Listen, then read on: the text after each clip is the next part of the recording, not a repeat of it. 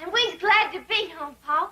Come sit down at the table and I'll fetch you a cup of coffee. Now, Ellie, don't go spoiling him straight off. We fought hard for that women's lib. And won. Is you and Jethro gonna treat us as equals now? I'm going to do better than that. You and Ellie sit down at the table, and I'm going to serve you breakfast. How about that? Oh, no, Pa. Don't say no, Ellie. Let's give it a try. But I don't want Pa waiting on me. Oh, I don't say every meal. But a little turnabout is fair play, as the saying goes. She's right, Ellie. What's sauce for the goose is sauce for the gander. Come on. It's kind of fun to be waited on for a change. Of course it is. And it shows that the men folks has learnt their lesson. You bet we have. Morning, Uncle Jet. Morning. What are you doing? I am serving breakfast to our women folks. I'd like you to help me. Are you out of your gourd? Didn't you learn nothing from them Japanese girls? You and me is glorious, sublime beings. These is just two female nothings. Jethro, we has promised to give up all that kind of thinking. That's a rap. That's a real rap. Boy, I think you better come on outside. I'll take him to the woodshed and beat the sublimeness out of him. Granny, sit down. Hey, if that little coolie lays one finger on my radiance, I'll have her tied to a kabuki and dragged right on through the Zen. Jethro, come on outside. It'll be good for your headache. Headache? I ain't got no headache. Just keep messing with Granny. Paragraph 6. Each girl's salary shall be linked to the cost of living index. I'm through. I'll have to close the bank. Paragraph 7. No girl shall receive less than the federal minimum hourly wage. That does it. I'm wiped out. Paragraph 8. Don't bother to read anymore. I'm not going to sign that contract. You signed it yesterday. I did? In the presence of 12 witnesses. Well, I'll take you to court and break it. Well, you may certainly try, but let me read you paragraph 8. Paragraph 8. In case of litigation, all legal costs will be paid by Mr. Drysdale. Let's hear paragraph 9. Paragraph 9. Mr. Drysdale will pay for repairs to Helen Thompson's automobile. That's ridiculous. That's extortion. Pay your own garage bills. But you were the one that demolished my car. I never touched it. You ordered your bodyguard, that karate expert, to demolish it. Me? She's right, Chief. I remember vividly we were staging a peaceful demonstration in front of the bank. My car! He demolished it! Okay, so he dented your car. Dented it? Here's a couple of bucks. Have it fixed. Chief, Helen's car was broken in two by that monster. It was probably ready to fall apart anyway. Come in. Bonsai, am I glad to see you. These two bullies are trying to force me to honor an illegal contract. Take it away from them. Don't get violent. Here, come on, Miss Hathaway, quickly. You'll regret this, Chief. Nice work, Bonsai. Now let's have the contract. As soon as we settle business. What business? Please to sit down and we talk. I don't have time to talk. I'm a busy man. Please, very important we talk. I told you I'm too busy. Please. Let's talk. What can I do for you, Bonsai? You can fly 3 new girls from Japan for my household. Well, you already have 3 girls. There's Miko and the other 2. They're wonderful. No longer wonderful. Spoiled by woman's lip. Miko already leave. Well, it's not my fault. I think so. You hire Bonsai to frighten your woman. Bonsai bring his woman. They learn from your woman. Your fault. You pay for new woman. Now, look, if anybody's going to do any paying around here, it's you. Me? What for? Well, you broke my coffee table, that's number 1. You broke Helen's car, that's number 2. You broke the Clampett's bench, that's number 3. You like to be number 4? Now, look, don't try to intimidate me.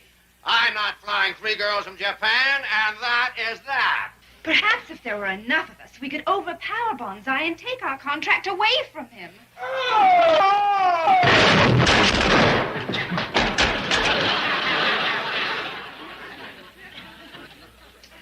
Miss Hathaway, make arrangements to fly 3 girls from Japan right away. All right, all you untouchables, out of the kitchen. My exalted radiance is going to have breakfast. You gonna cook your own victuals? Are you kidding? I got my own personal cook and servant. Hey, Miko! Chop, chop! Miko is here? Well, yeah. I was sitting out front. She come up and said she done left Bonsai. Could she come back here? Why would she want to do that? Why else? Like they says in Japan, she rubs me.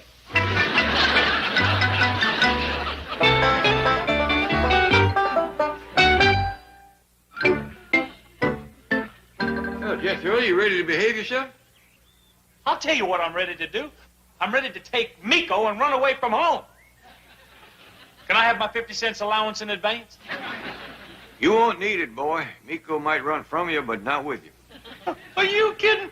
That little Japanese cherry blossom is head over heels crazy mad for me. Like I said before, she rubs me. I got news for you. She don't even like you. Forget? I'm gonna have to hear that from her own ruby rips. Might be a good idea.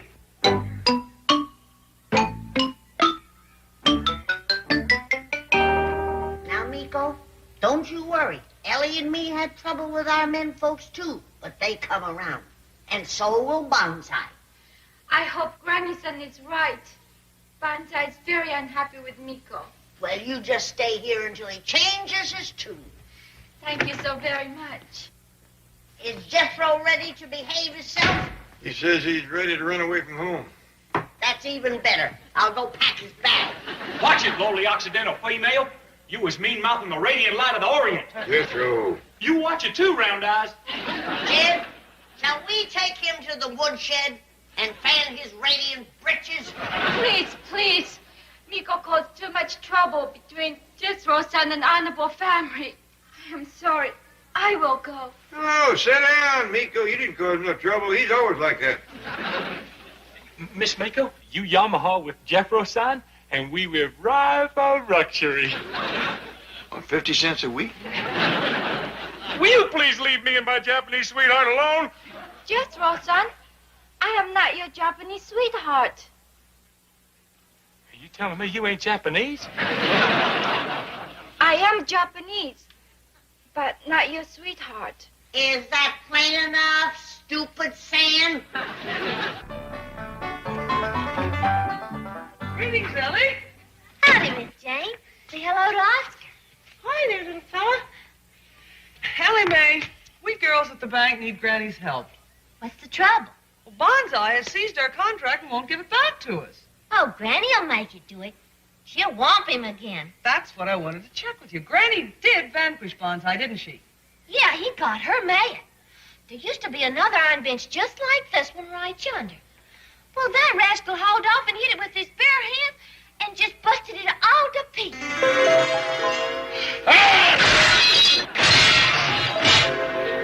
What a terrible thing to do. That's what Granny said. Then she lit into him and turned him every way but loose. Who are you talking about, Ellie? Oh, Bonsai. Is that the goomer that busted our bench? And you vanquished him, Granny. Oh, I don't know about that. But I whooped the tar out of him. Well, now he's taken our contract away from us. Would you make him give it back? Of course I will.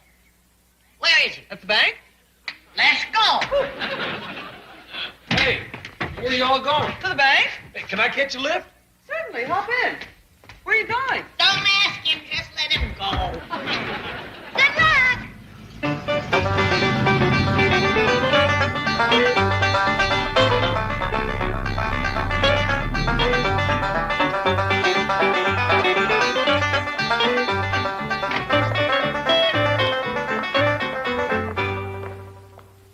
Whose car is this, Miss Jane? It's Helen's. Bonsai broke it just the way he did your bench. Where was that junk maker?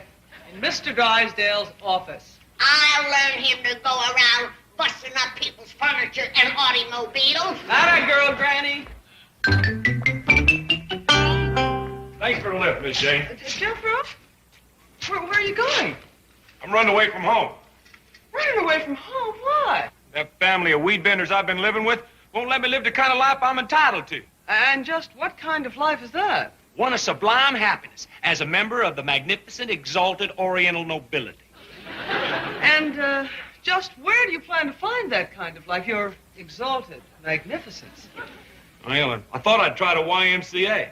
I don't know how sublime that will be. Well, I can't be too choosy when my allowance is only 50 cents a week.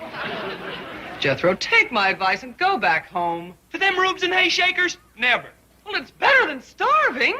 I'll get along. I got all the necessities of life right here. Such as?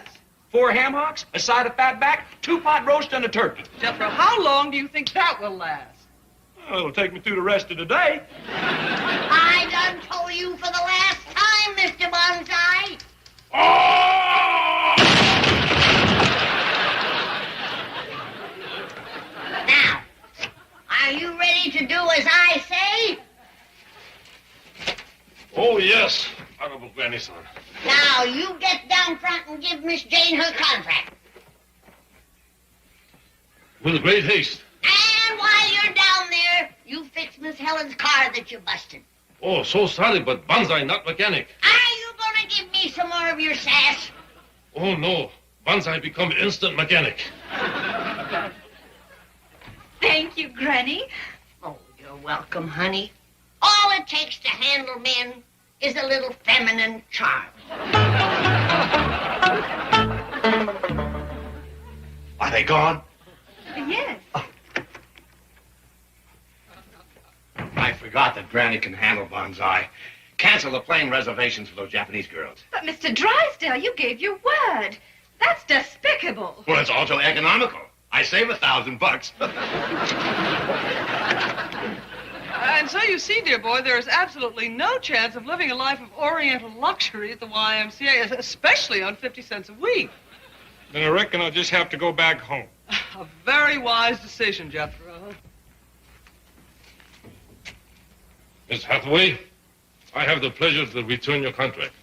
Well, thank you, Banzai. You know Jethro-san? Oh, yes. We's both sublime male beings. Banzai not feel too sublime right now, but will feel better when new girls arrive from Japan. Are you getting a new batch? That's correct. I made plane reservations for them myself. Hot dog! Hey, remember, Banzai, we's buddies. You and me, share and share alike. Did you get your contract back, Miss Jane? Oh, yes. Thank you, Granny. Now, you get busy and fix Miss Helen's car. Oh, yes. Right away. And you have him. Oh, yes, ma'am. Sure will. Banzai and me is buddies. Granny, you'll be happy to know that I talked Jethro out of running away from home. After the nice thing that I done for you? You wanted him to run away? Well, just long enough to get him over his oriental sublime nonsense. Oh, I am so sorry, but where could he go on his allowance? Oh, yeah, that's, how about your apartment? Oh, Granny. Well, you can come and stay with us. Well, that's a marvelous idea. I'll suggest it. Jethro, how would you like to take over my apartment? You mean it? Here are the keys. I'm going to move in with the Rubes and hay shakers. Oh, boy, thank you, Miss Jane. You're welcome. Come on, Granny. Hey, Banzai, did you hear that? I'm going to have my own swinging bachelor pad. Very nice. Hey, you come on in with me. I'll throw my whole allowance into the deal. You furnish your girls, I'll furnish your money. How about it? Your uncle have $95 million, correct? Oh, more than that. How about it? Share and share alike. This deal. Partner, son. Come on, partner. Let's fix the car and we'll have our own bachelor wheels. Granny, I can't thank you enough. Glad to do it. Look what's coming.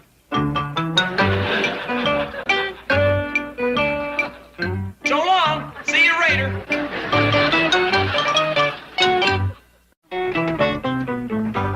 Do you think you fetched the long enough clothes, Miss Jane? Oh, yes. It won't take Jethro long to get homesick.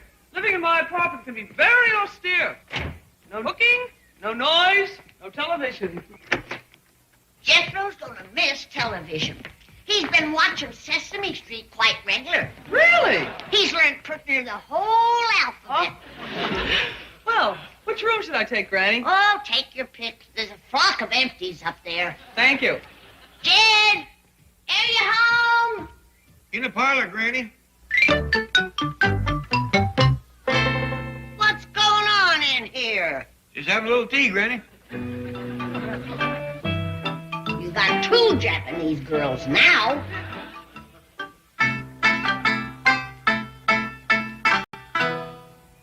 Listen. It's me, Granny, Ellie Mae's saying. Ellie Mae, what do you think you're doing? Well, I asked Miss Nico to learn me how Japanese girls does such a fine job of making men happy. Get up from there, you traitor. Now, take it easy, Granny. I figure it wouldn't hurt Ellie none to learn a few secrets from other countries. I like it, Granny. It's fun. Once again, Miko displeased Granny-san. So sorry.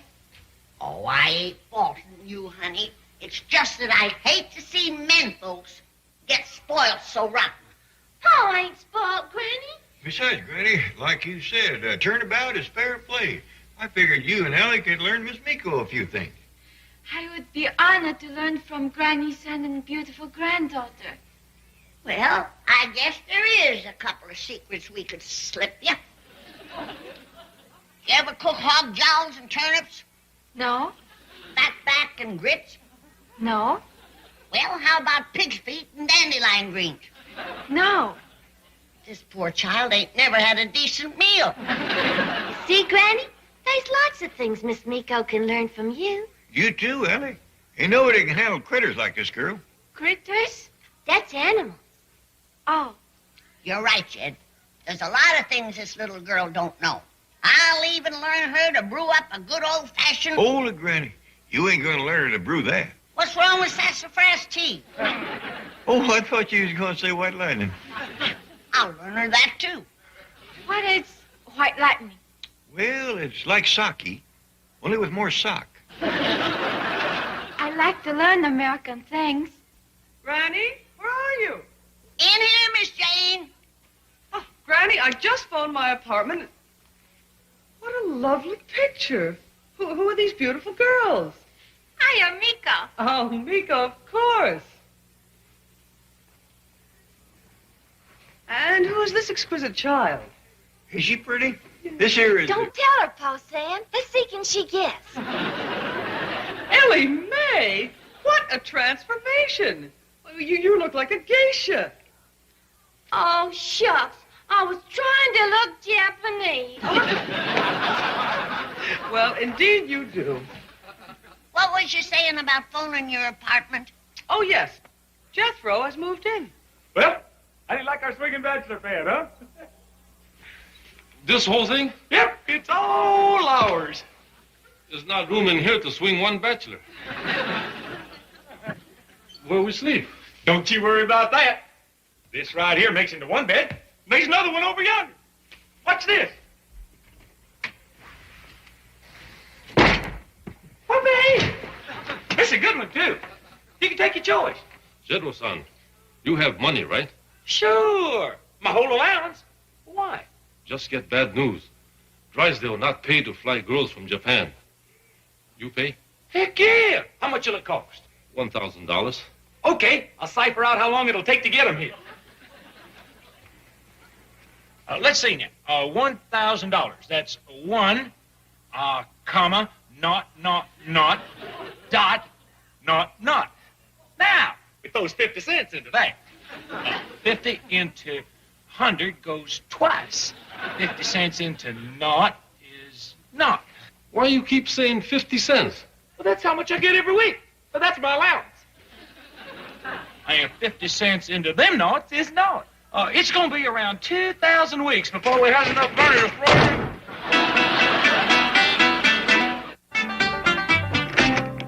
Hey, Mr. Banzai-san. How are you? Oh, I'm afraid this not Banzai's day. As Jedro-san would say, everything get roused up. Yeah, I'm sorry to hear that. Anything I can do? You can persuade Miko to return to House of Banzai. Well, before I do that, you got to promise that you go along with what the women folks call equal rights. I promise anything to get Miko back. She is beautiful cherry blossom on the tree of my life. She is lovely butterfly in the garden of my heart. My house is sad without Miko. Forget Miko. Who this? Pretty little thing, ain't she? あなたは私の命の美しい桜でございます。あなたは私の心の綺麗な蝶々さんでございます。What's What's all that he spouted to me, Pa Sam? All right, I know, Ellie Mae San. This girl, Ellie Mae? That's right, she's my daughter. Oh, so sorry. Once again, Miko become light of my life. Where is she, please? Well, I think she's out in the kitchen with Granny San. She's upstairs now, Pa Sam. Hey, Miko, somebody to see you.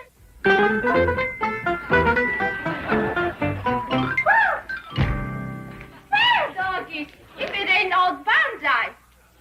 Howdy, y'all.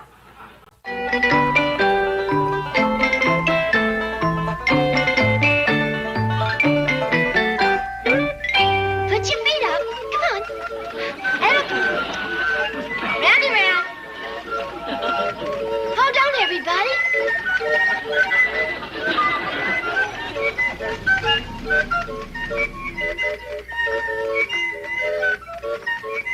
Morning, Ellie. Morning, Miss Jane. How do you like my merry-go-round? Very cunning. Pa built it for my critters. I'm learning them how to use it. You have the most amazing talent for handling animals, Ellie Mae. Let's sit down. I want to talk to you about a job. Well, I gotta be honest with you, Miss Jane. It's lots of fun, but it ain't much money. Oh, no. I'm talking about a job at the bank. You got critters that need handling? Only one. The beast of Beverly Hills, Mr. Drysdale. In spite of the fact that we have a written contract, he continues to mistreat the girls at the bank. Miss Jane, you want me to whoop him for you? Well, I don't think that'll be necessary. Your very presence among us will ensure proper treatment for all. Morning, Miss Jane. Morning, Mr. Clampett. Guess what, Pa? Miss Jane offered me a job down to the bank. Doing what? Well, I don't know. Well, actually, she'll work as a secretary. You know how to typewrite and such, Ellie? Well, no, sir. Well, we will give her on-the-job training, Mr. Clampett. Oh, good morning, Miss Jane. Morning, Granny. Should I put on a dress, Miss Jane? Oh, I think so, Ellie. I'm going to work in an office down to the bank. Good. Trouble is, Ellie ain't had no experience as a secretary. Oh, I can learn her everything that she needs to know in 5 minutes. You, Granny? Sure. There's only 3 things. Eye rolling, wiggle walking, and lap setting. What's that got to do with being a secretary? Jed, didn't you ever see Theda Barra in Office Wife? I don't recollect I did. Well, Theda wound up marrying her boss. And for 4 reals, she never touched a typewriter. Granny, it appears you see this job mainly as a way for Ellie to meet fellas. How do you see it? Same way. Well, I'll be back to pick her up on my lunch hour. Don't call to do that, Miss Jane. Jethro can fetch you down to the bank. Oh, thank you. And I'll get her to look like a secretary. Wonderful. Bye. I wonder how Mr. Clampett feels about his only daughter becoming a working girl. Oh, he's all in favor of it. So's Granny. They see it as an opportunity for Ellie to attract a man. I hope she attracts 2. I think 3 would be nice. Gee, I hope she doesn't wear those blue jeans. Oh, there's no danger of that. Granny has promised, in her own words, to fix her up to look like a secretary. Well, Good. Miss Jane? in here, Ellie.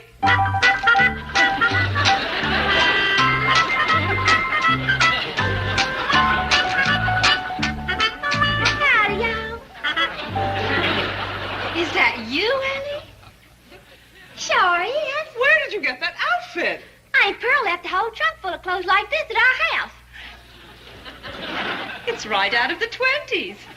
Yes, she's a complete anachronism. How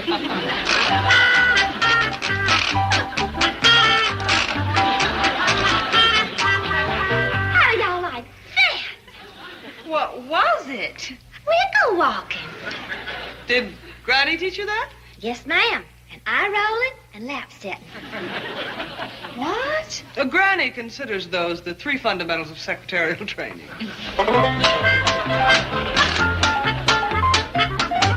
What's going on in here? Who's this floozy? Chief, this girl is not a floozy. Well, please tell me what she is. She is the new girl for the secretarial pool. Dressed like that? Are you out of your mind? this nut out of here. She's stoned. Chief, I beseech you, be careful what you say to this young lady. Young lady? She looks like a reject from a Rudolph Valentino movie. And a bad one. Mr. Drysdale, you're going to regret speaking in this manner. Are you going to throw her out or am I? Oh, no, Chief, I think... Okay, that's it.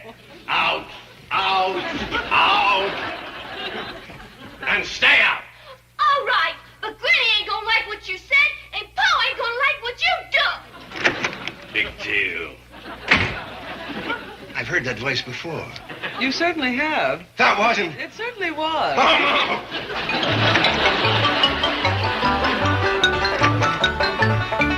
Ellie, darling, don't be mad at Uncle Milby. I was just having a little fun. I knew who you were all the time. Well, that makes it all the worse.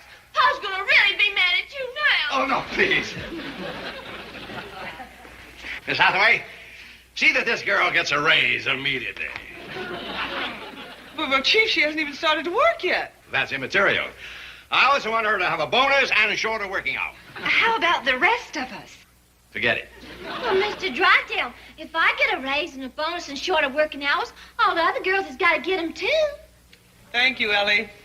You're going to get yours, Hathaway. What did you say I was going to get, Chief? Your raise. Oh, thank you, Chief. How about me? You're going to get yours, too. What about all the other girls? Oh, all right, a blanket raise for everyone. Jolly good. I'll go give them the news. Marvelous. Mr. Drysdale, you're a nice man after all. Well, be sure you tell your father that when you go home to change out of that ludicrous dress. Granny chose that dress for her. Now, you tell Granny that she has excellent taste with this dress. It's too beautiful to be wearing around a dirty old bank. Yes, sir. All right, Hathaway, put him up. Defend yourself. Ellie Mae! Yes, sir, Miss Jane? Ellie Mae, wouldn't you like me to drive you home? Well, it's a long way to Wiggle Walk. See you later, Chief. Bet your life you will. I'll be waiting for you. Ellie Mae, from now on, you and I will be inseparable. Bye.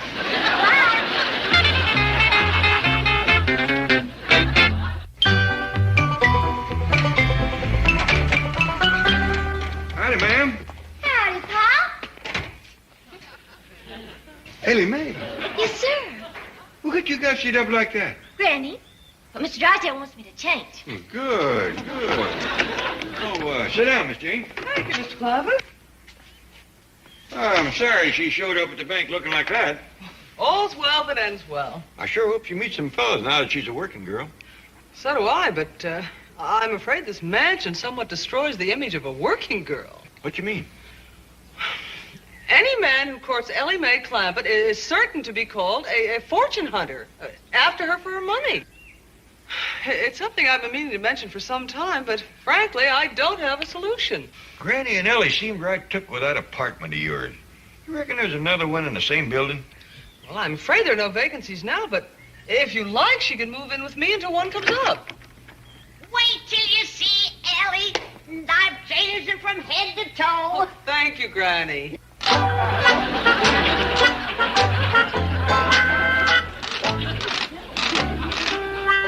How did you change her? I toned her down. Now she's a cross betwixt Lillian Gish and Bessie Love. This is Miss Hathaway's apartment. Okay, open it. Mr. Drysdale, it's highly irregular entering a tenant's apartment in their absence. Look, Fitty, I told you I've taken over the mortgage on this building. Now, shall we discuss your delinquent payments? I'll open it. Why the interest in this particular apartment? Miss Hathaway is my secretary. Oh, I understand. Well, I'll get busy immediately. Repaint, repaper, new carpeting. I'll have it completely redecorated. You do that, and I'll foreclose your mortgage. What? Do you have any bed bugs or cockroaches in this apartment? No, sir. I'll bring some in. What was that? What about rats or mice? You got any of those? No, not one. Well, get some. Mr. Drysdale, I don't think I understand. How much is the rent of this crummy apartment? Only $65 a month. I'll double it. What? Triple it. You want me to raise the rent on your secretary's apartment? You bet. Where's the bedroom? Where does she sleep? Well, the bed's here in the wall. You see, it pulls down like this. Yeah, well, just nail it shut. Yeah. Pretty nice bathroom. Thank you. Louse it up. Louse it up? Yes, break the towel, stop up the plumbing, think of something. Be creative. Ooh, very nice drapes. Cushions to match. Miss Hathaway made those all herself. Really?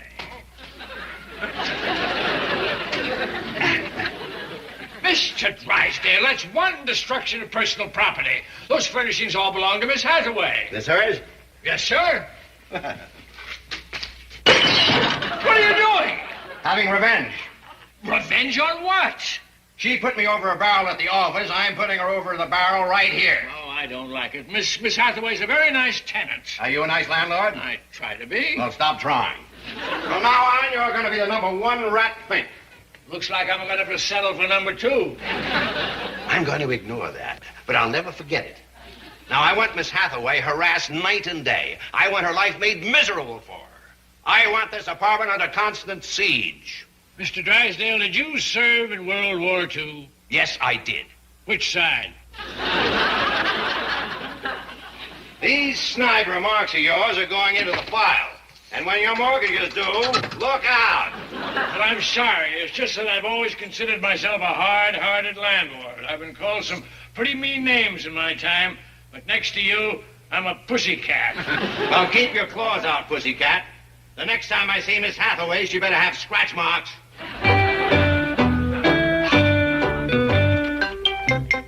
Well, here we are. Well, looks like you got yourself a cozy little place here, Miss Jane. Well, I'm sorry it's not larger. Well, as long as it's comfortable. Got dandy beds, Paul. Well, show me to the bedroom and I'll put your things there. Well, this is it, Mr. Clampett. This sofa makes into a bed, and then there's another bed over here that folds down out of the wall. Seems to be stuck. Well, maybe I can unstick it for you.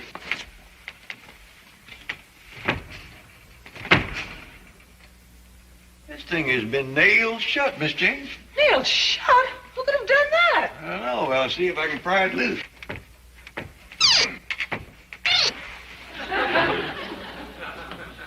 Looky here, Miss Jane. Somebody's done busted your pretty vase. What in the world has been going on here? And my window seat cushion's missing.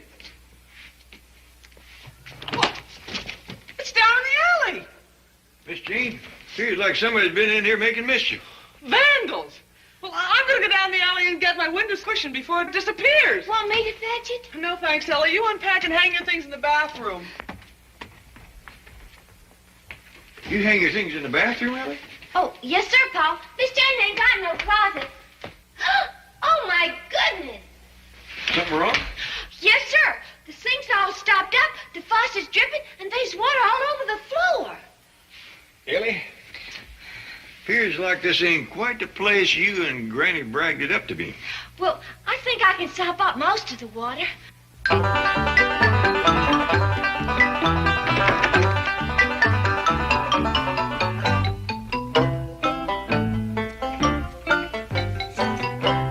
What are you doing here? Just tidying up. Now, well, beat it, Shorty.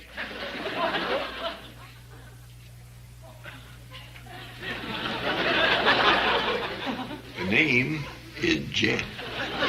Excuse my rudeness, but you see, you look like a vagrant. Oh, sir, I'm a Clampett. Glad to meet you.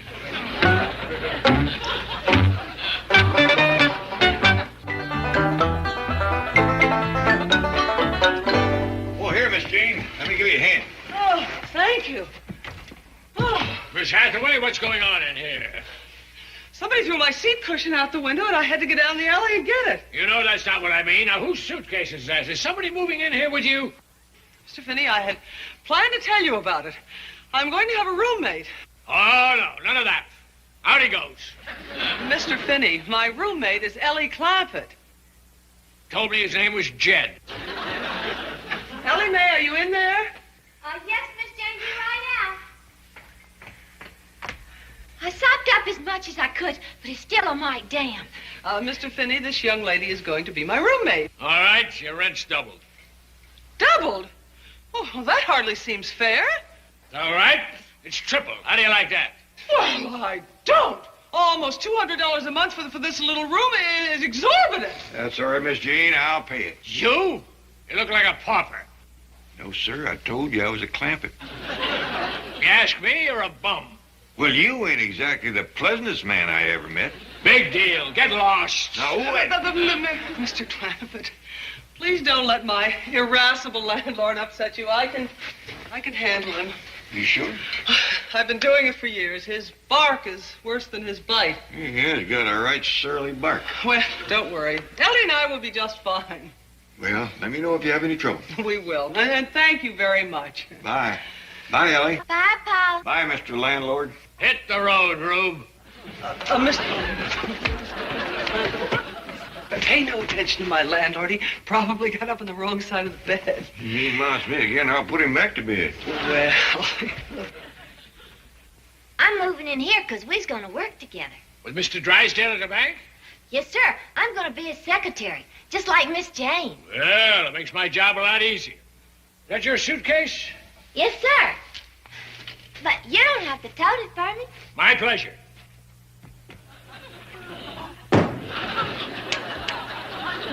Well, are you two getting acquainted? Miss Jane, he throwed my suitcase out the window. Mr. Finney, you're terrible. Mr. Finney, you are beautiful. You shut off the heat? The water? Hid the blankets? Finney, you are my kind of landlord. Now keep up the good work and I'll cut your interest rates. Bye. I'll teach her to fool around with Milburn Drysdale. Jethro, how quick can you drive me over to Miss Jane's apartment? Well, I'm just about to commence lunch. I'll drive you over quick as I'm through eating. Well, I'd like to get there before dark. Something wrong over to Miss Jane's, Jed? Yeah, Granny, things ain't as shipshape as you remember them. There's a few little repair jobs to be done. What do you think you're doing? I'm sniffing your spoon. He's cooking my favorite thing. What's that? Food. Granny, I'm kind of in a hurry to get over there. I got an idea. Let's take the stew along and feed Miss Jane and Ellie, too. Good thinking. My goodness, what's on fire? It smells like feathers. Nutsy here is trying to burn mattress stuffing. Mr. Clampett, if you'll remove the pot, I'll put the brasher in the bathtub and extinguish the flame. We'll clear out. Let's have our stew. Oh, well, we got some bread and stuff and some cold drinks. We got grape and orange, lime, strawberry. Oh, I am sorry. I don't have enough glasses. Does anybody mind drinking out of the bottle? Shucks, no.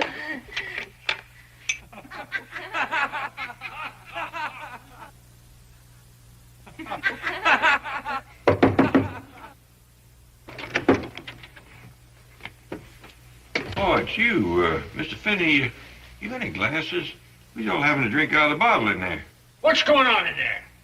Well, we just having a little stew party.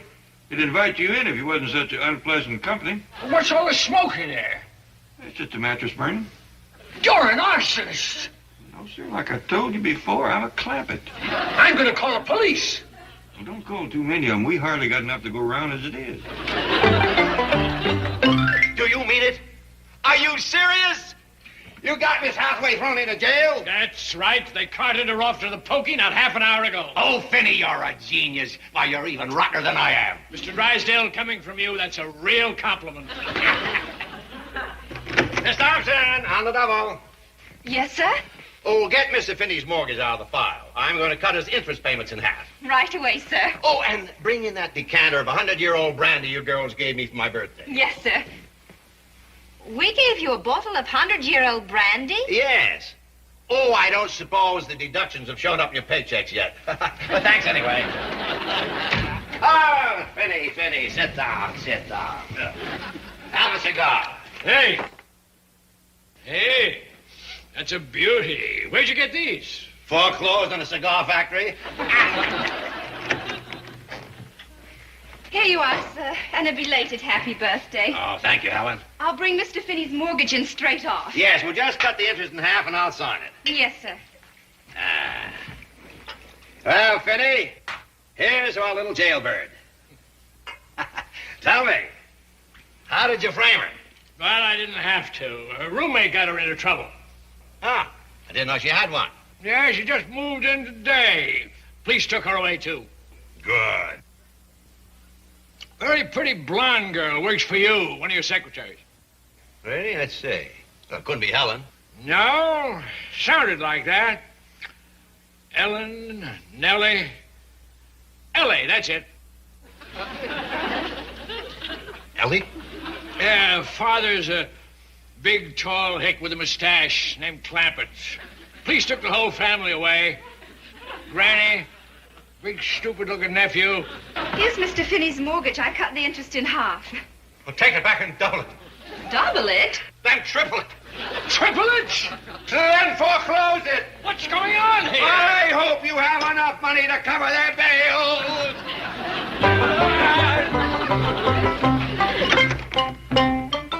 It was all just a terrible misunderstanding. You've been completely exonerated. Well, we was at first, but we's cooled off now. Well, you'll be happy to know that a complete confession has been signed by the janitor of this building. I don't believe we've met him. Janitor, on the double. Yes, sir. Mr. Finney. Is that bathroom spotless? Yes, sir. Well, come back later and clean the rest of the apartment. Yes, sir. And oh, Finney, see that we're not disturbed. We're going to have a stew party. Yes, sir. Do you know what a stew party is, Finney? Yes, sir. I do now.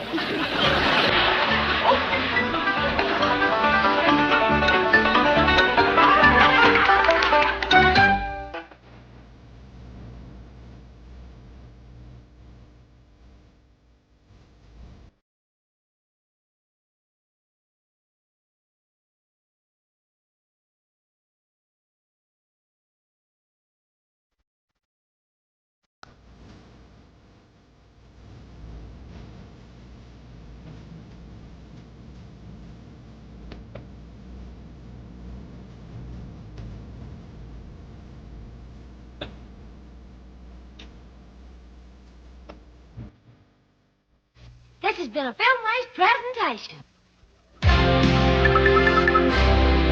Viacom.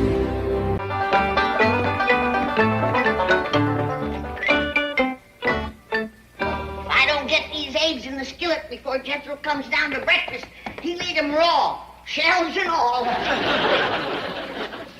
Hey, looky here, Granny. Somebody done sent us a telegram. Don't open it, Jed. It's bad news.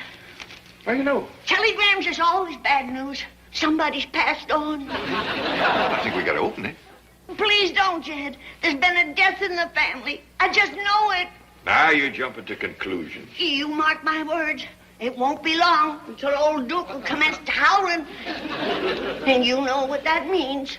Any howling around here will be done when Jethro comes down and finds out his breakfast ain't ready. How can he think about food at a time like this, when there's a death in the family? Telegram don't have to mean that. Now I'm going to open it. I ain't gonna listen. Well, doggies. It's from Llewellyn Aiden in Monroe, Louisiana. Why, that's that little girl that Jethro used to tote her books back home. I thought you wasn't going to listen. Can I help it if I got ears like a hawk? Well, anyway, Llewellyn says she is coming to California. In fact, she's flying in this morning. What for? Well, she says she's finally going to take the big step, and she can't wait to see Jethro. I wonder what she means by the big step. Dog if I know. Morning, everybody. Where's Riddle? I'll commence fixing breakfast right away. Thank you, Granny. Jethro, you recollect a little girl back home named Llewellyn Aiden? Llewellyn Aiden. Yeah, she moved down to Louisiana about the time we come out here to California. Llewellyn Aiden. You used to tote her books to school. Oh, yeah. I used to call her Cupcake. Cupcake? Sweetest thing I ever put my lips to. Llewellyn was, huh? No, the cupcake she used to tote to school in her lunchbox. Quick as I was done eating my lunch, she'd give me what was left of hers. She liked you, huh? Yeah. I was crazy about her, too. First time I ever really fell in love. With Llewellyn? No, with her cupcakes. They was molasses cupcakes with marshmallow icing. Well, how did you feel about Llewellyn? I liked her fine. Why? Well, In her telegram here, she says she is coming to California this morning. She can't wait to see you. And she is finally going to take the big step. I wonder what she means by that. That's what your granny and me was trying to figure out. You ever proposed to her? You mean marriage? Yeah, did you ever ask her to marry you? Oh, gosh. I remember. I'd give her a ring. Engagement ring? Well, I don't know. We was walking home from school, and I seen this here horseshoe nail lying on the road. So I picked it up with my toes. Showing off, huh? Yeah. Well, anyways, I bent it into a ring, and I slipped it on her finger. Was it by any chance the third finger of her left hand?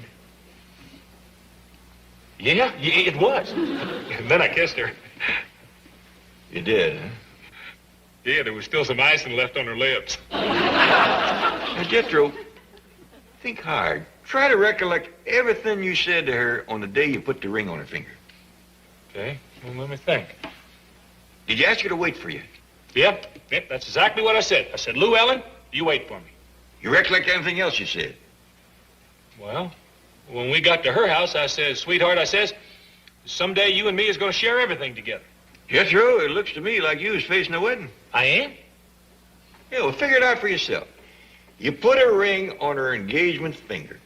You kissed her. You asked her to wait for you, and you said someday you and her was going to share everything. Yeah, well, when I said share everything, I meant everything in her lunchbox, not just the cupcakes. Maybe that's what you meant, but I don't think that's the way she took it. Boy, you was just a handful of rice away from being a married man. But, Jed, I can't marry no little old hillbilly girl like Lou Ellen Aiden. Why not? Because I'm a sophisticated playboy, a member of the international jet set. Why, if I was to walk into that palace in Monaco with that little old hayseed, why, Princess Grace and Prince Reindeer would throw me out. Well, don't go to see Princess Grace and Prince Reindeer. But, Jed, ask me to give up polo. Ask me to give up skiing in the Alps. But don't ask me to give up my friends. Did you all figure out what Llewellyn meant by that telegram? Yeah, Granny. Appears like she's coming out here to marry Jethro. She's got to find me first. Jed, he left without eating. No question about it, the boy panicked. Well, let's sit down and eat. If we share Jethro's breakfast, we'll still have enough left over for lunch and supper.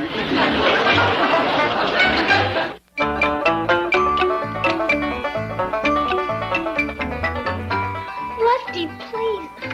I'm having enough trouble trying to learn typewriting without you grabbing for the keys.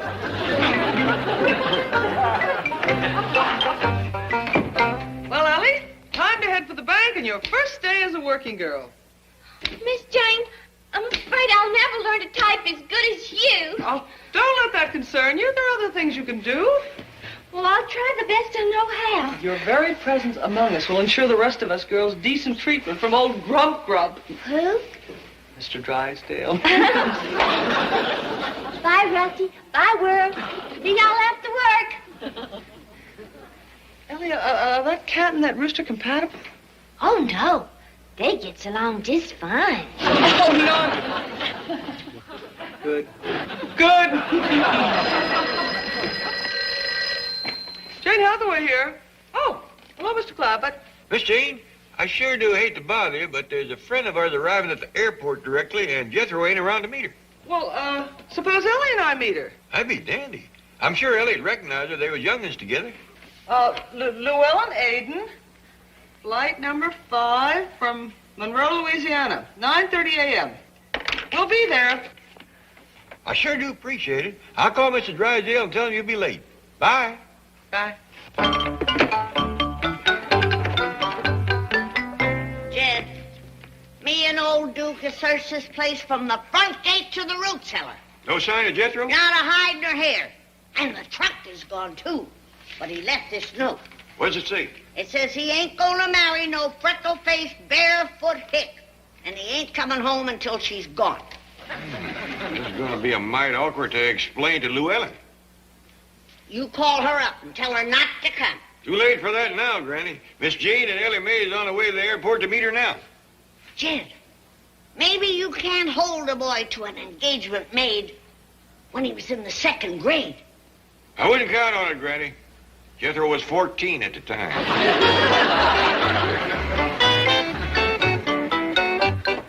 Well, Llewellyn, what do you think of the Clampett home? I declare, it's as big as the Capitol building in Baton Rouge. Yes, it's quite imposing. I thought you was fetching home little Llewellyn. Where is she? I'm Llewellyn. No. Yes'm, Granny. This is her. Well, welcome to California, Llewellyn. Thank you, sir. Land sakes, child. What's happened to your pigtails and your freckles? Hey, look, Jed.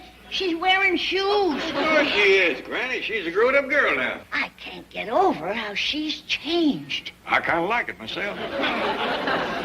Well, come on inside, everybody. I've got some fresh coffee and sassafras tea brewing. Oh, thanks, Granny, but I think Ellie and I better get to the bank as quickly as possible. Good luck with your new job, Ellie Mae. Oh, thank you, Llewellyn. See you later. I told you things upstairs, Llewellyn. I really didn't intend to move in on you like this, but Ellie insisted you'd want me to. And she was right, honey. She was, for a fact. We're proud to have you. Thank you, Mr. Clampett.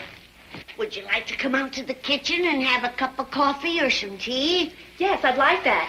Is Jethro here? No. I was afraid you was going to ask that. You better come over and sit down, honey. I got some bad news for you. Has something happened to Jethro? Oh, no. He's the same as ever. Of course, in a way. I guess that's bad news right there. Llewellyn, we knows why you come to California. Oh, good. I didn't explain too much in my telegram. You didn't have to. We put 2 and 2 together. Llewellyn, we knows that you and Jethro was quite close as young'uns back home. Yes, ma'am. He used to carry my books to school every day. And he was quite sweet on you, too, wasn't he? Yes, ma'am. He carved a heart in the tree in front of my house.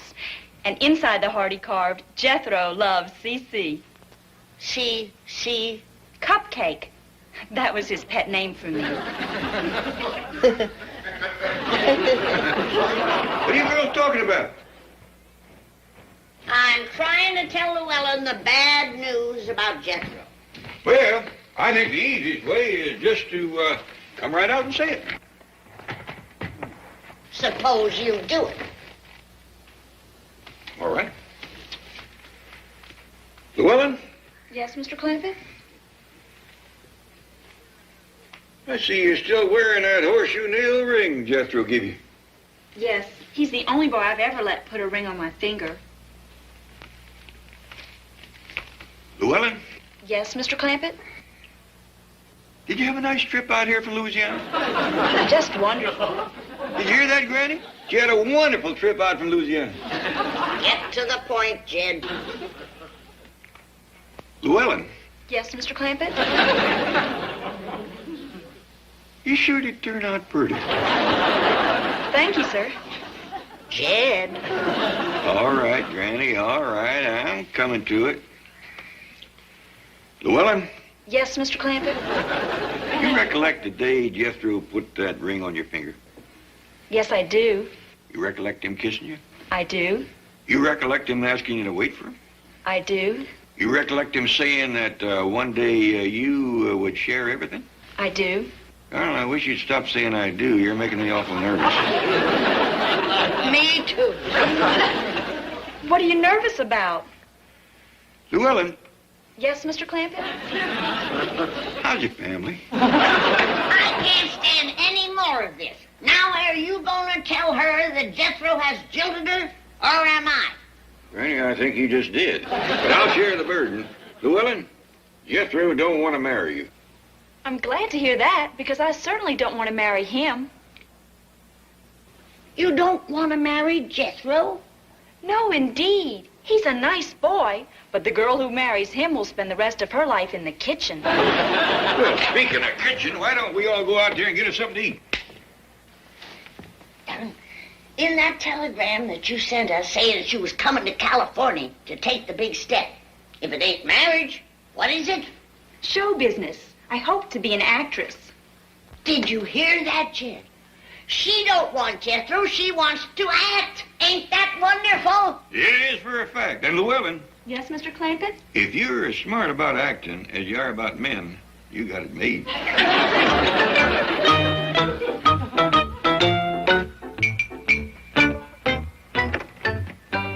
Oh, good morning, Chief. I'm sorry I'm a little late. A little late? You are 1 hour and 30 minutes late. Well, didn't Mr. Clampett call you? So what? Do you think a phone call from Jed Clampett is going to change the rules of this bank?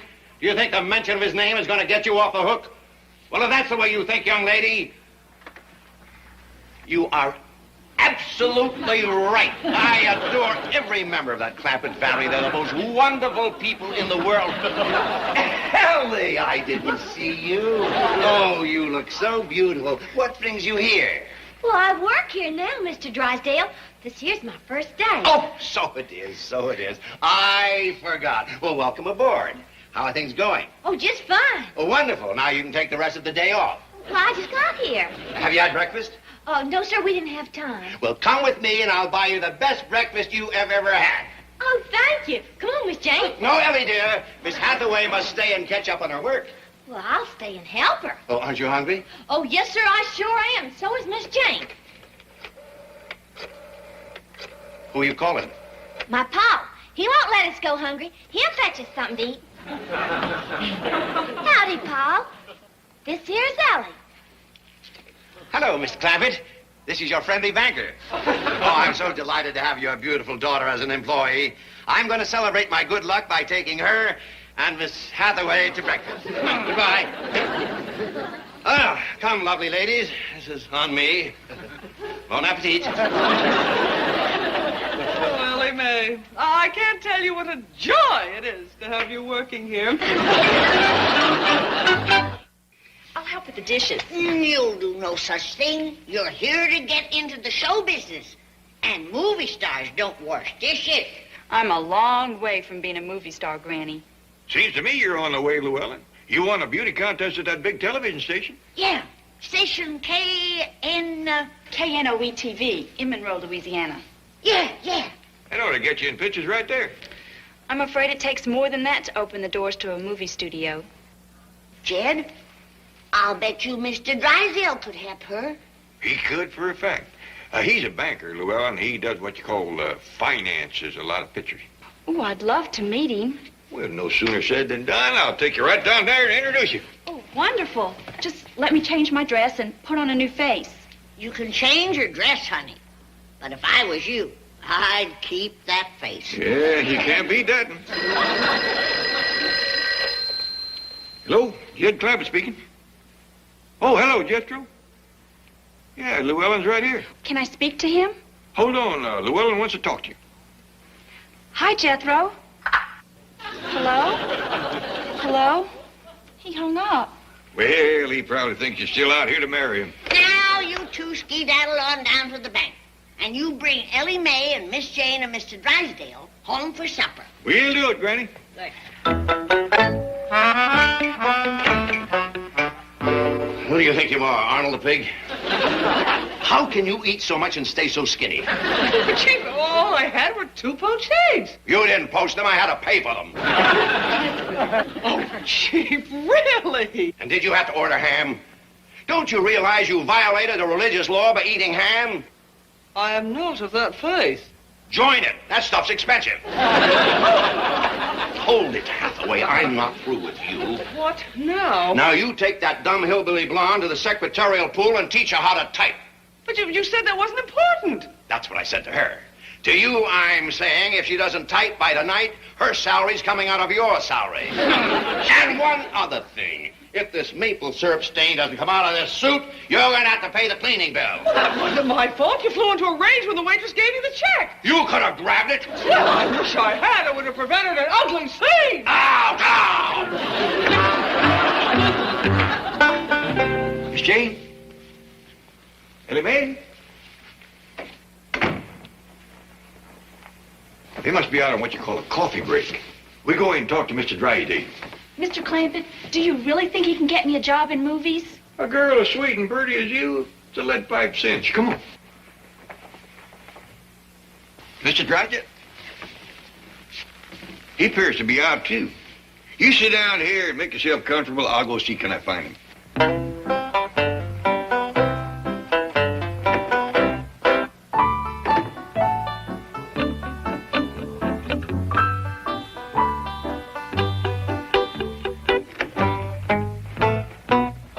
What are you doing here?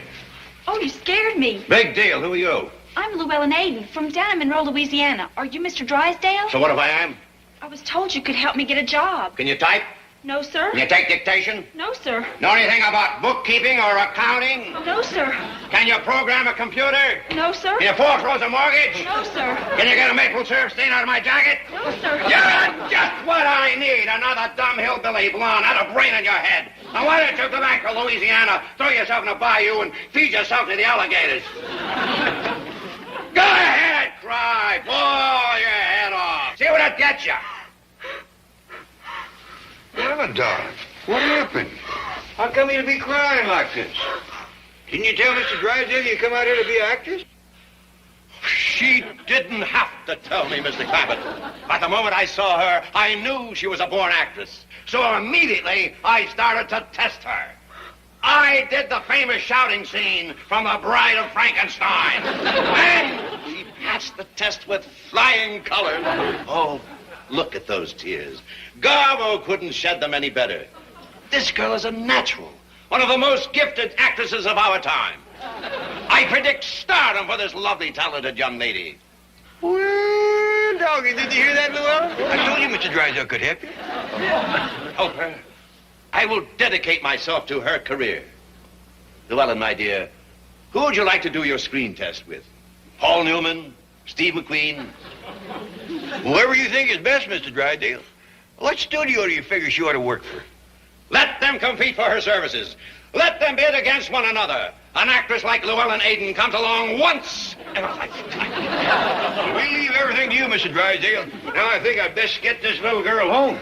She's plumb wore out from all the acting she's been doing. This day will go down in motion picture history. For today, a star is born. The Academy Award is but one performance away. We're obliged to you, Mr. Drysdale, and Llewellyn will thank you proper quick as she pulls herself together. I know what you're capable of, Llewellyn. And mark my words, one of these nights, you'll be taking that famous fellow Oscar home with you. Mr. Drysdale, I've known Llewellyn all her life, and she ain't that kind of girl. Well, Llewellyn, looks like you're on your way. I don't know how to thank you, Mr. Clampett. Shucks, if Mr. Drysdale does it. That Clampett speaking? Jethro? Yeah, she's still here. Let me tell him the news. Hold on, Llewellyn's got something to tell you. Jethro, I'm ready to take that big step. Hello? Hello? He hung up again. Well, you're back. How did it go? Granny, it looks like we got ourselves a little movie star here. Ain't that wonderful? Well, I haven't made my screen test yet. Mr. Drysdale says he can get her a big star like Steve McQueen. Oh, I hope he does. He's my favorite.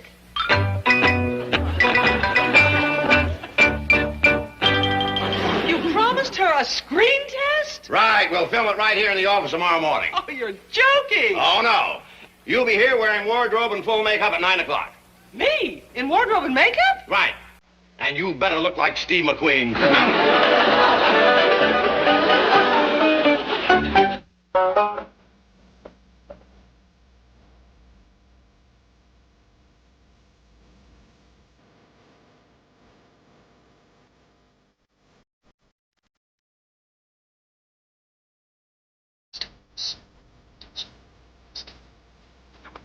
Thank you. Thanks, me.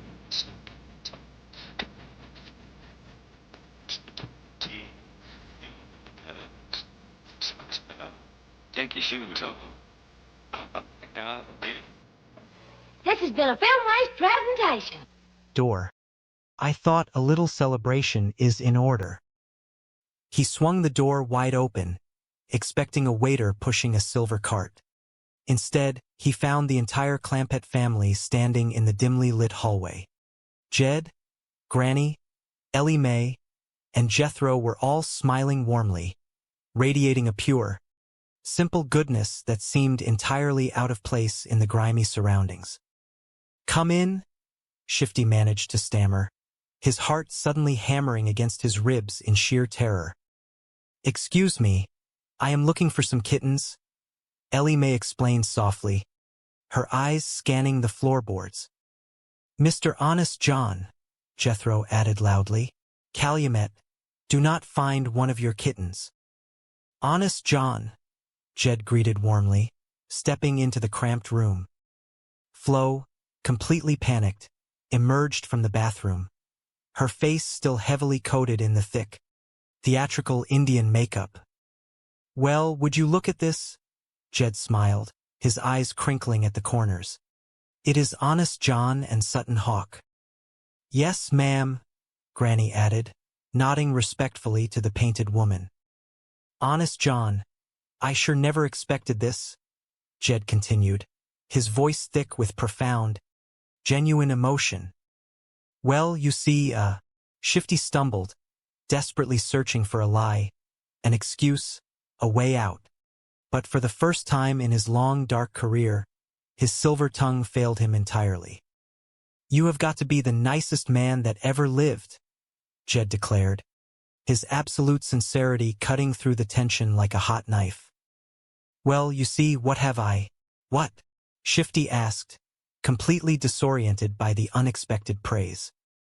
"Who else but you would take in a poor old Indian woman who has not got no place to pitch her teepee?" Jed asked, a tear forming in the corner of his eye. "What?" Shifty breathed, stunned. "Is not I always said it?" Granny chimed in, stepping forward to pat Shifty on the shoulder. "The man is a living saint." "He is the salt of the earth," Jed agreed fervently. "One of nature's noblemen." Shifty backed away, holding his hands up defensively. "I do not know what to say." "You do not need to worry, Honest John," Jed assured him gently. "You speak with deeds, deeds of kindness. I am going to. Of course, you are the greatest American I know," Granny added, her voice trembling with emotion.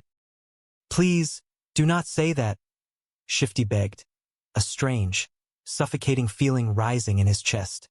A feeling he had not experienced in decades. Guilt. "It is not true." "It sure is," Jed insisted stubbornly. "That is a fact. If everybody was like you, there would not be no wars or riots. All God's children would love one another like they were meant to." "Stop it, will you?" Shifty pleaded, his voice cracking, the heavy weight of their absolute goodness crushing his cynical soul. "We have not said half enough," Granny argued softly. "Why, you must be the finest man that ever lived." "Look, you want to know the kind of man I am?" Shifty demanded desperately, tears suddenly welling in his own eyes. "I am a confidence man. That is the truth." "We got nothing but confidence in you," Jed smiled warmly, completely missing the confession. "You do not know what you are saying," Shifty cried out, pacing the room like a caged animal. "I do not, huh?" Jed challenged mildly. "When you are the only man that a 150-year-old Indian will trust, you are something special." "All right, want to hear something?" Shifty practically shouted, gesturing wildly toward his partner. "This woman is my wife." "Did you hear that?" Jed gasped, turning to his family, his heart swelling with absolute awe. This blessed man married this poor old hag to make her last days on earth happy. "Listen to me," Shifty begged, dropping to his knees before them. "We work together. We are Confederate." "Glory be," Granny cheered softly, wiping a tear from her cheek. "If all the people were like you, the South will rise again." "Oh, God bless you, honeymooners." Jed removed his hat entirely, bowing his head respectfully. "Granny, I think we had best get out of here before we all go to ball." "Wait a minute," Shifty cried, scrambling to his feet and grabbing the massive stack of checks from the bed. He thrust them toward Jed with shaking hands. "Here, Take your 10 million back. Why? Jed asked, confused. It is yours and hers. We do not want it. We do not need it. Shifty wept openly now, his cold, calculating heart entirely melted by the pure, blinding light of the Clampett's love. What is the matter? Jed asked, concerned. Was it something we said? It is everything you said, Shifty confessed, pressing the checks back into Jed's hands. Here. Well, I am not taking it back. Jed refused stubbornly, his generosity unwavering. Well, I am not keeping it, Shifty declared, turning away and wiping his face. Happy New Year, Jethro hollered cheerfully, completely misreading the emotional atmosphere. Well, if all that, let us go in the other teepee, Granny suggested, utterly perplexed by the sudden rejection of the money. Well, if that does not beat all, Jed sighed softly as they walked back down the long, carpeted hallway toward their own suite. It is our own fault, Granny, Jed concluded wisely. We overpraised him. You just cannot do that to a modest man. Well, come on, everybody, Granny agreed, her faith in humanity stronger than ever.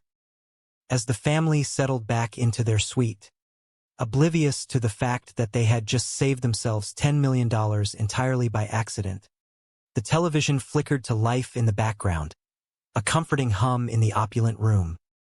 The announcer's voice echoed softly, blending with the gentle sounds of Ellie Mae's kittens. Well, now it is time to say goodbye to Jed and all his kin. They would like to thank you folks for kindly dropping in. You are all invited back next week to this locality to have a heaping helping of their hospitality. Hillbilly, that is, set a spell. Take your shoes off. You all come back now. Here, this has been a Filmways presentation. Later that evening, as the family rested comfortably, they watched the evening broadcasts, entirely at peace with the world.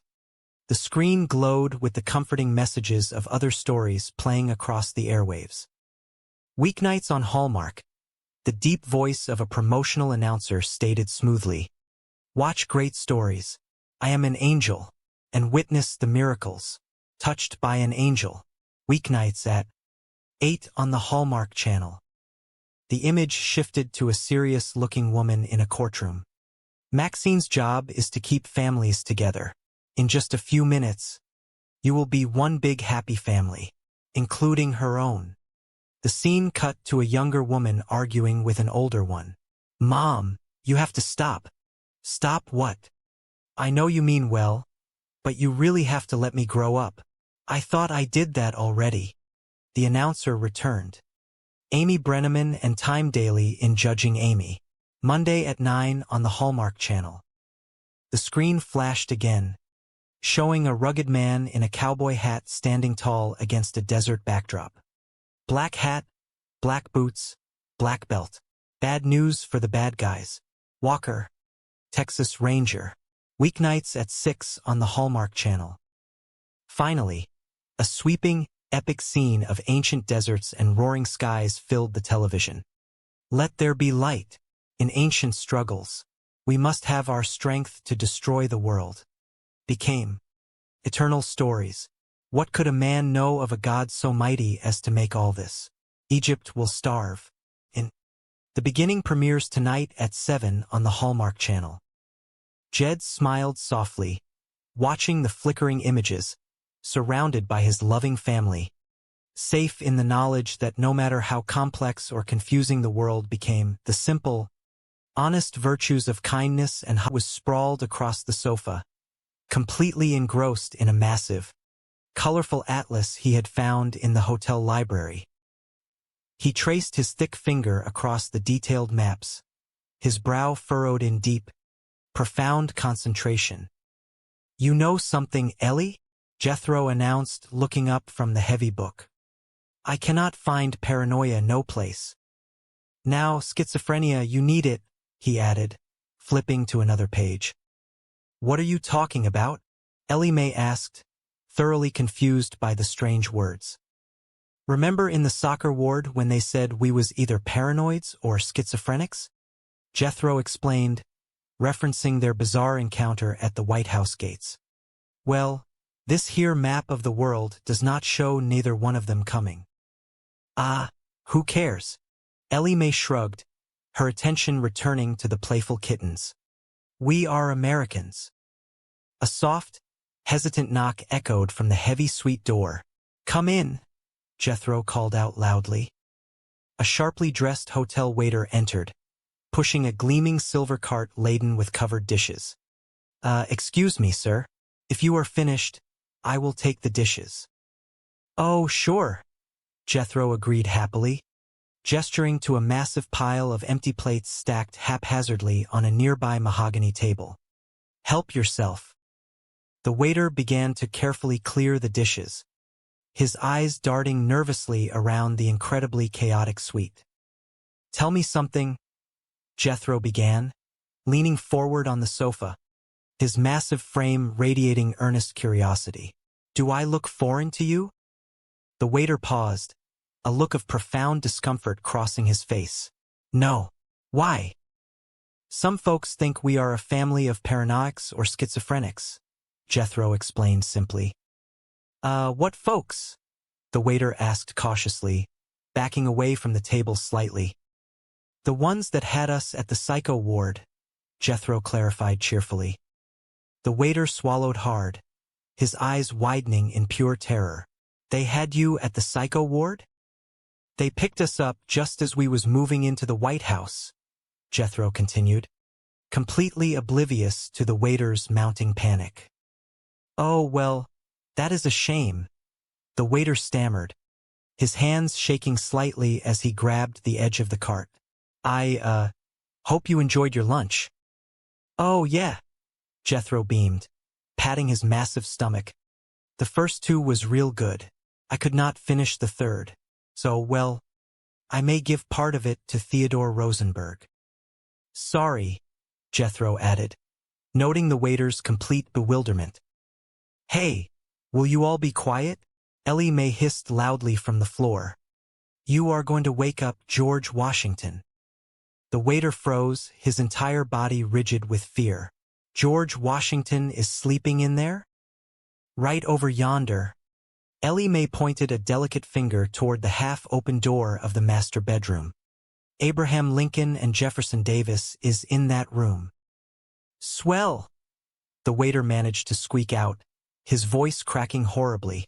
Glad they finally made up. The massive suite door swung open again, and Jed strolled in, a wide, deeply satisfied smile splitting his weathered face. Oh, howdy, Mr. Waiter, Jed greeted warmly. Guess what, young ones? I just bought the Capitol building lock, stock and center, and if the price is right, he is going to buy the X-ray and the M-scrape. That is the Washington Monument and the Lincoln Memorial, Jed clarified proudly. Oh, Mr. Waiter, this here is my granny and that is my pal, Jethro introduced cheerfully, gesturing to the empty air beside him. That figures, the waiter muttered under his breath, abandoning the cart entirely and sprinting out of the suite as fast as his legs could carry him. Uncle Jed, Jethro announced excitedly, completely ignoring the fleeing waiter. That Washington Monument is a real moneymaker. Why, they get 10 cents a head just to ride up in the elevator. I am not buying it to make money, Jethro, Jed explained gently, his pure, selfless heart shining through. I am going to turn the whole thing over to the United States government. Can we go along, Pa? Ellie Mae asked eagerly, scooping up several kittens. You take the young ones, Jed, Granny offered, already rolling up her sleeves. I have got some sheets to wash. Come on, Jed agreed. Honest John is waiting to take it. The rest of the afternoon was a whirlwind of absolute, breathtaking deceit. Shifty Schaefer led the naive family on a grand tour of the nation's capital, selling them monument after monument, building after building, collecting massive, perfectly executed checks at every single stop. Well, Mr. Clampett, how do you like it?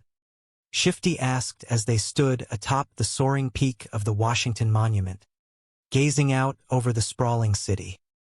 Real fine, Jed smiled warmly. And that sure is a dandy elevator ride for 10 cents. Now that you are buying it, you can ride free, Shifty pointed out smoothly. They moved on to the sweeping marble steps of the Lincoln Memorial.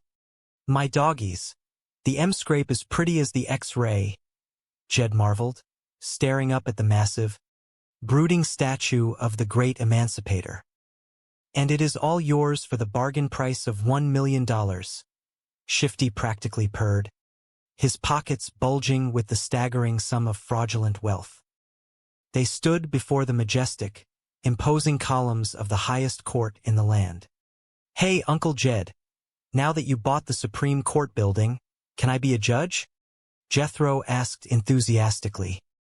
How about that, Honest John? Jed asked mildly. It is a sentence. I will talk to the president, Shifty promised, the lies flowing like water. They ended their grand, absurd tour across the river in Virginia, staring at the massive, five-sided headquarters of the military. But, Honest John, what would I do with a Pentagon? Jed asked, genuinely puzzled by the strange structure. We will figure something, Shifty assured him quickly. It is too good a bargain to pass up. As evening fell over the city, casting long, dark shadows across the monuments, Shifty Schaefer rushed back to the obscure, dimly lit hotel room, his entire body vibrating with the absolute, intoxicating thrill of the ultimate con. He burst through the door, finding Flo pacing frantically, completely overwhelmed by the sheer magnitude of their crimes.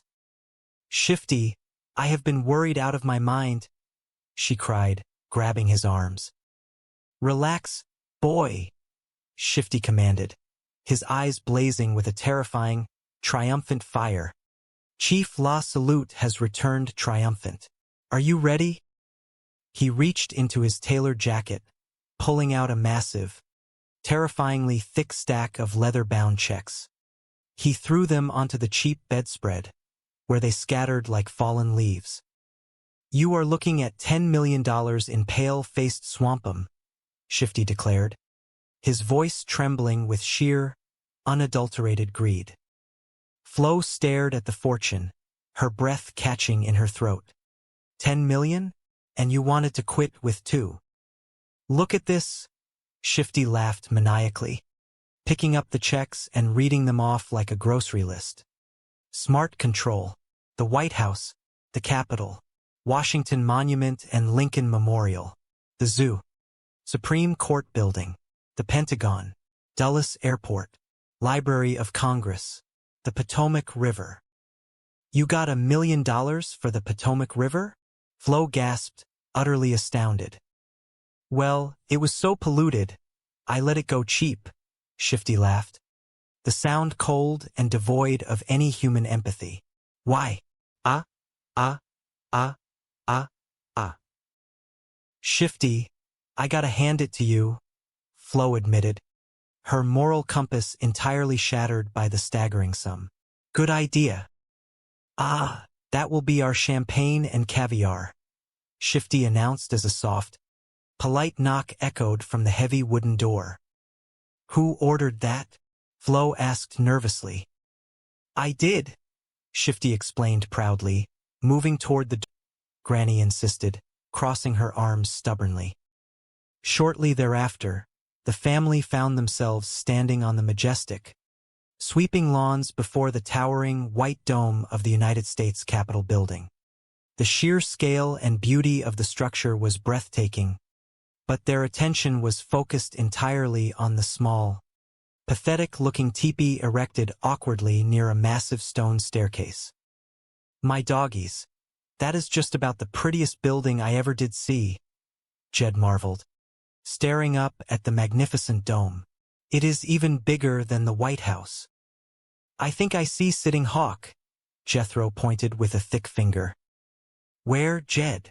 Granny asked, squinting in the bright sunlight.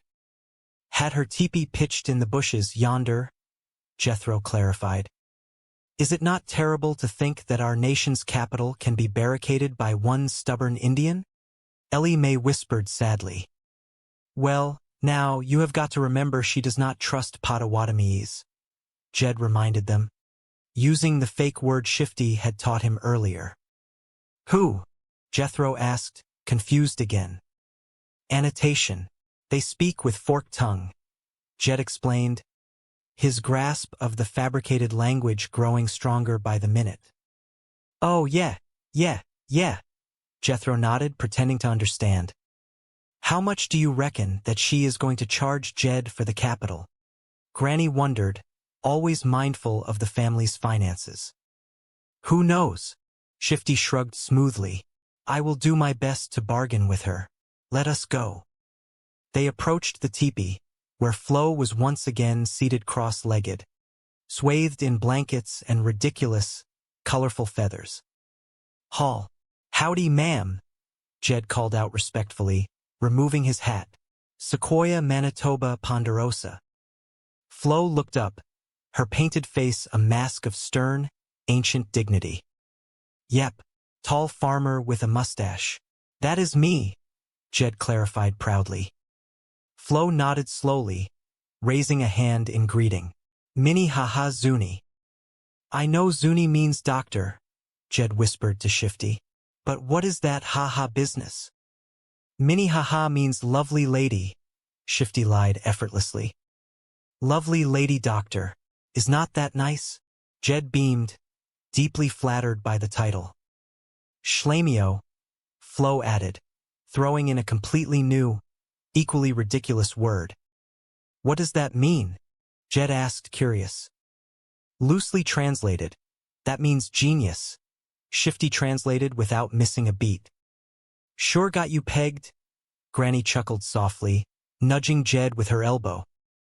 Ask her what she will take for the capital, Jed requested, eager to resolve the national crisis. Potawatomis, Shifty negotiated with the fake Indian. Now, Gonset, make an offer, Granny advised practically. Do not start too high, Jed.